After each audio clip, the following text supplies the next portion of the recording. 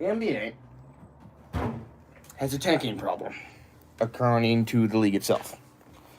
So, how do we go about fixing this? Well, let's see what the ideas are. Well, one of the suggestions that I can think of right off the bat is the idea that the NHL does, which is essentially if you pick in the top, I believe it's if you pick in the top four, you cannot pick in the top four the next year. Basically, if you're bad one year, we'll help you out. If you're bad years in a row, you're on your own. I think it's essentially the idea. I think essentially that's the idea there. The other idea that has been pitched, which, real quick, going back to the discussion on the top four pick thing, I like that idea. I think that would work. The only problem is, what about teams that aren't tanking? They're just not good. Then they are getting penalized essentially for their inability to be good. Like a team like Sacramento. Yes, I think part of the reason that they're bad is they're tanking. I also just think that roster is not built well enough for them to be a functioning team. So I believe, personally anyway, that... Oh, hang on, is my... Okay, good. No, that's not... All right. So I believe, personally anyway, that system works, but it has flaws. The other idea is flatten lottery odds, and everybody who gets in the lottery has the same odds, and that works, but it doesn't fix the problem, does it? Because if you're a team that could get the 8th seed, you're going to tank down into the lottery again. So instead of the worst teams tanking to be the worst of that group, you're now going to see a problem of it's now essentially just going to be the teams who are in that 20 to, anywhere from the 10 seed to the 7 seed. Those teams are going to be fighting to not be in the playoffs, because the likelihood of a 7, 8 seed or a 7 seed actually going far in the playoffs is so low that you're not going to get anything, essentially. So there's really, in that regard, no reason to essentially try all that hard. Taking a look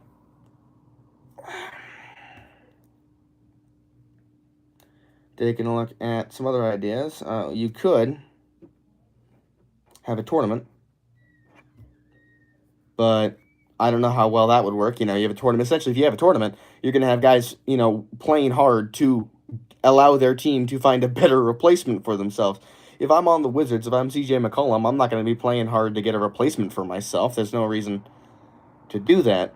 Hello, everybody. Welcome in. If you have any ideas for how the NBA should fix tanking, throw them in the chat. We can talk about it. It's kind of the idea of this. I want to get some interaction with people, see if we can come up with a solution for how to prevent tanking in the NBA. I've thrown out the suggestions of a tournament. I've thrown out the suggestions of flatten lottery odds. Hello, everybody.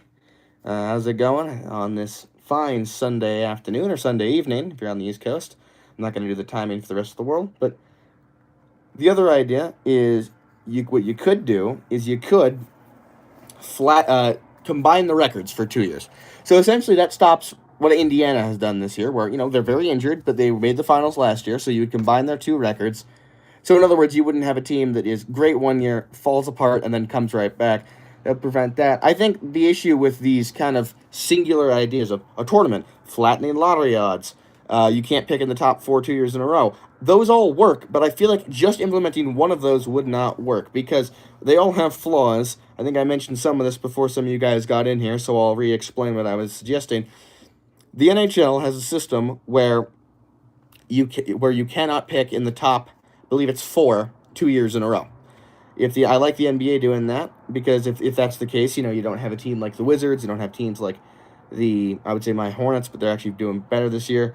You wouldn't have the same teams picking in the top group over and over again, because they're just bad forever. But I think that does a great disservice to teams who are just bad, not because they're tanking, just because they don't have the roster, like the Kings.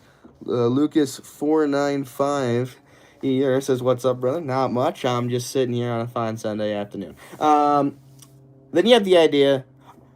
Here's a thought.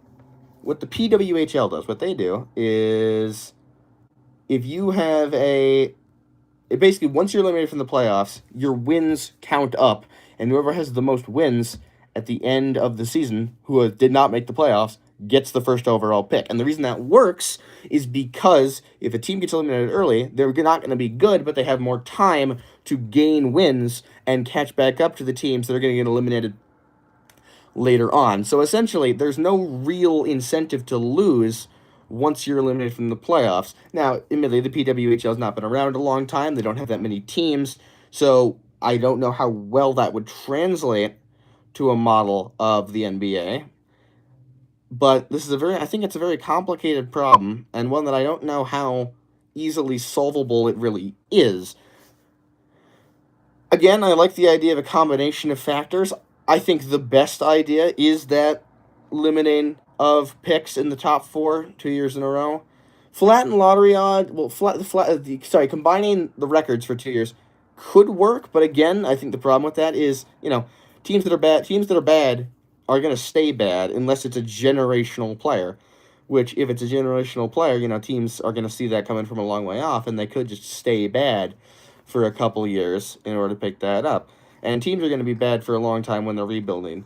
Anyway, and I think the big question that we have to ask is the current system really that bad? I honestly don't think it is, because I think for the most part, the teams that are tanking games at the end of the season are not good anyway. And I think the big thing here is I don't know if it's a problem for the league. I think it's a problem for the gambling companies. I think really that's the reason that this is happening. I can't. It's just my thought. I'm not saying that's happening that for legal reasons, but I think that the gambling companies may be pushing for some changes here because the fan interest at the end is super low. What's your favorite American football team? I'm a Seattle Seahawks fan. Have been my whole life. But I mean, think of it. If there's a game in April between the Kings and the Thunder, I know I keep using the Kings here, but they're just the example team I'm going to use today. If you look at the Kings and you look at the Thunder, a game in April between the two of them, OKC wants to win for playoff seeding. The Kings don't want to win because they want to be bad. So there's no real way except prop betting that the gambling companies are going to make any money off that. So if there's reasons that if you mess up how the lottery works, maybe the Kings have more incentive to win, maybe more people bet on that game. That's just an idea. That may be what's happening, that may not be what's happening. That's just a thought of mine.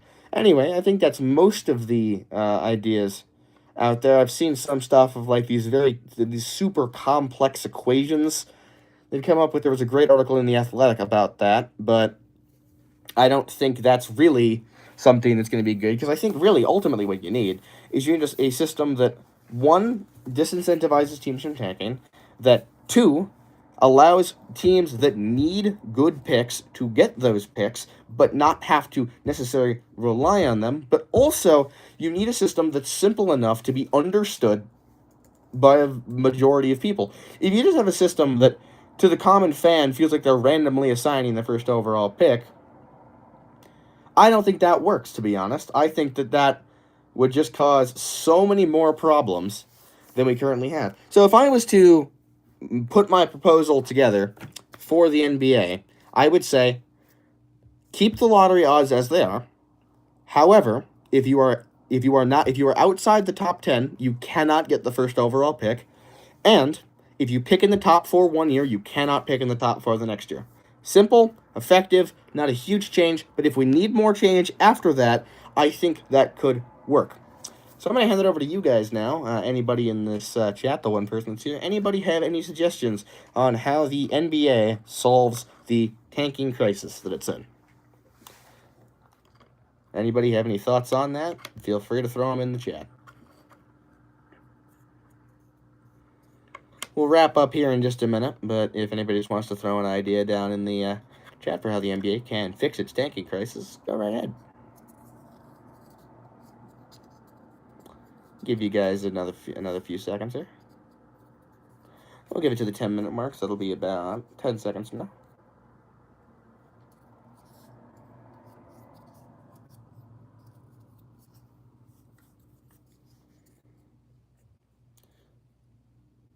I am not from North Korea. No, I'm in fact not. I am a citizen of the United States. All right. So now that we're getting some more people in here, I'll throw in my suggestion again. My idea for how the NBA could fix tanking is essentially keep most of the modern system. However, if you're not in the top 10, if you're not in the bottom 10 anyway, records wise, who's my favorite? What is happening? Who is my favorite dictator? I don't have one. I don't like dictatorships. Anyway, my plan for how to fix tanking in the NBA. You're watching from the Philippines? Oh, that's cool.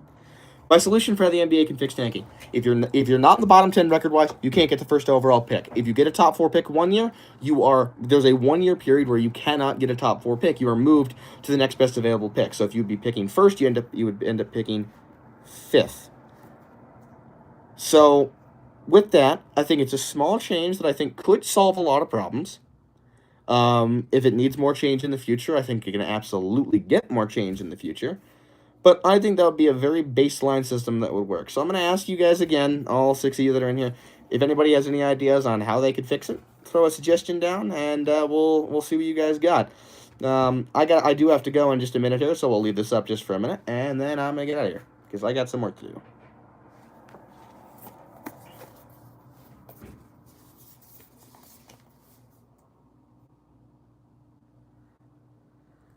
You like my videos? Oh, well, thank you very much. Appreciate that a lot. All right, let's give a little bit longer if anybody wants to throw an idea down there.